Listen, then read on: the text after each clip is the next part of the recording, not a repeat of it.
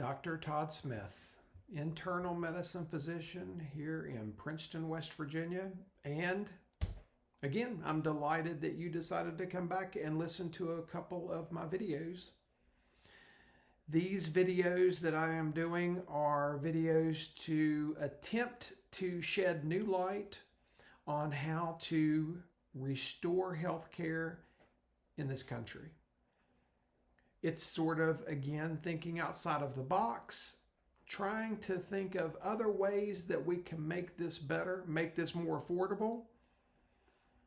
And again, I am determined. We can do this. Yes, we can. All right, let's jump into the next one. This video actually is going to be probably my most controversial video that I'm going to do. This video is going to be on end of care and end of life care.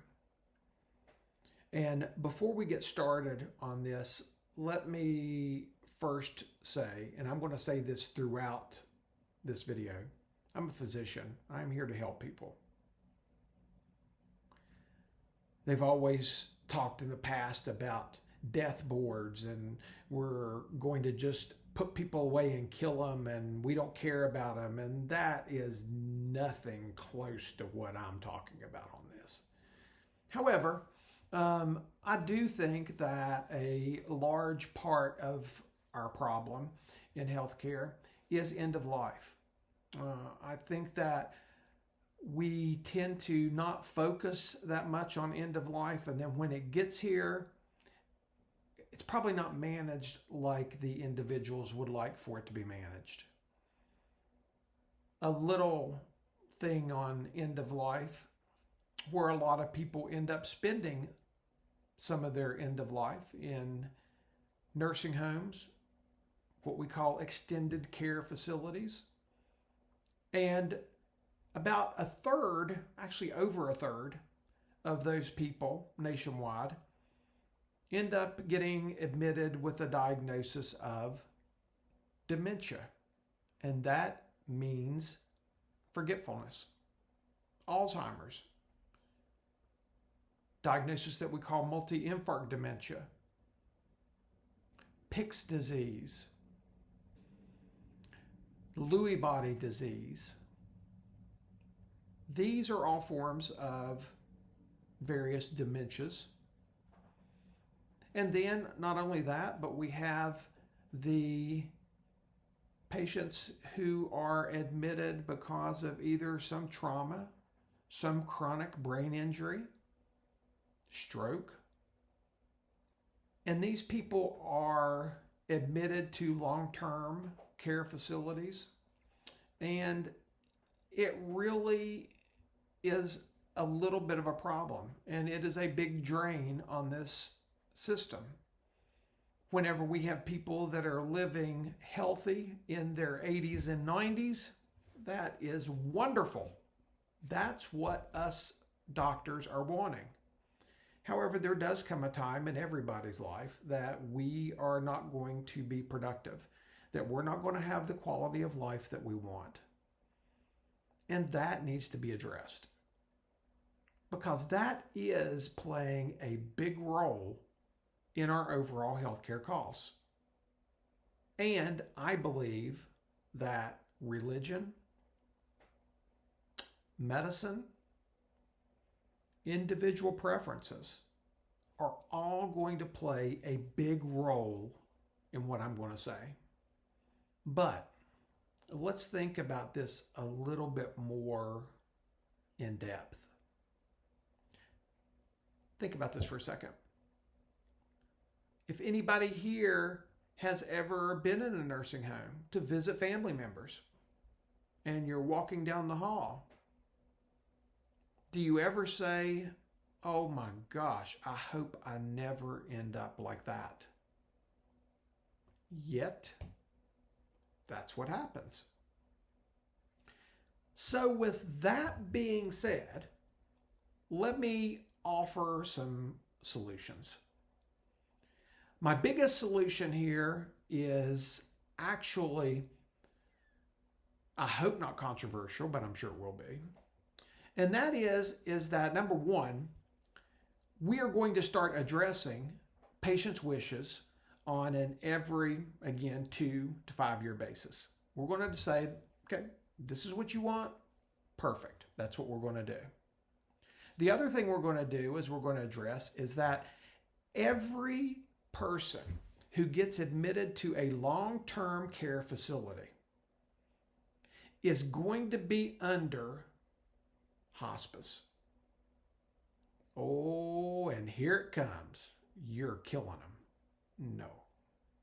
We're being under hospice, but hospice is going to change a little bit. And actually, hospice has changed a little bit as we speak. Hospice has now a palliative care to where hospice is able to come in and do home health and home assistance and aid to patients. And they're not really under true what people call hospice care, end of life care. But how about we have hospice involved in every patient that is in a nursing home? But think about this for a second. What happens is hospice is now tiered. So we have a tiered hospice. Let's say a tier 1 through 4. And that's going to be addressed, again, every so many years as the patient is mentally coherent and able to make their own decisions. So, you ask Todd Smith. I'm in a room and my doctor talks to me and they say, listen, you get diagnosed with Alzheimer's and we and your family are finally deciding that you need to get put in a nursing home.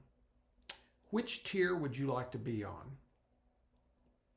It's your preference. Tier 1. Tier 1 means that we will not do anything. We're going to feed you if you can. We're going to take care of you. We're going to bathe you. We're going to help you with all of your routine assistance of all your daily needs. But guess what? If you get a urine infection, if you get a pneumonia, we are not going to treat that.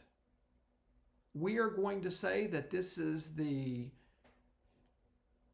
Supreme Being's will, God's will, and that we are not going to do anything. And if that is your wish, perfect. If that's not your wish, perfect. Let's go to tier 2. Tier 2 says, if I am in that state where I am not able to make decisions on my own and I am at a nursing home, it's okay. I actually wouldn't mind to at least have general things treated. I don't want to be brought to the hospital for anything, but if we can do some general treatments of some urine infections again, or skin infections, or pneumonias, and if we can treat that at the nursing home and I'm better, I will do that. Again, it's your preference. Let's say tier 3. Tier 3 says, you know what? If it requires me to go to the hospital and to get better and have the physicians treat me, I want it. And I want them to be able to take me to the hospital. I will be a DNR. God forbid my heart stops, my lung stops. But otherwise, if they can treat me and they can give me IV antibiotics or acute care that will make me better, I'll take that. Tier 4. Tier 4 says, by gosh, you better do everything. I want it all done. I know the state I'm in, but by gosh, as long as I am breathing, I want to be on the face of this planet. That's your decision. So we need to really focus on tiering chronic long-term care facilities.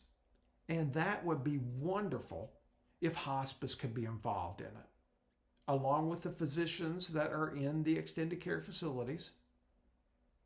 I think that this may shed some light onto the chronicity of patients that are in a nursing home, that if you would have asked them, they would have said, I never want to be like that. I never want to be a burden on my family.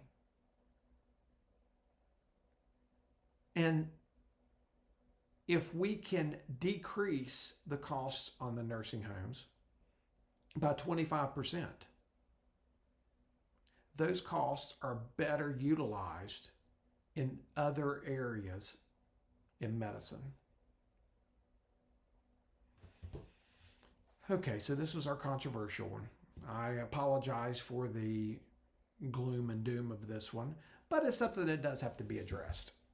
I hope that the providers look at this, and I also hope that hospice will look at this a little bit more in detail.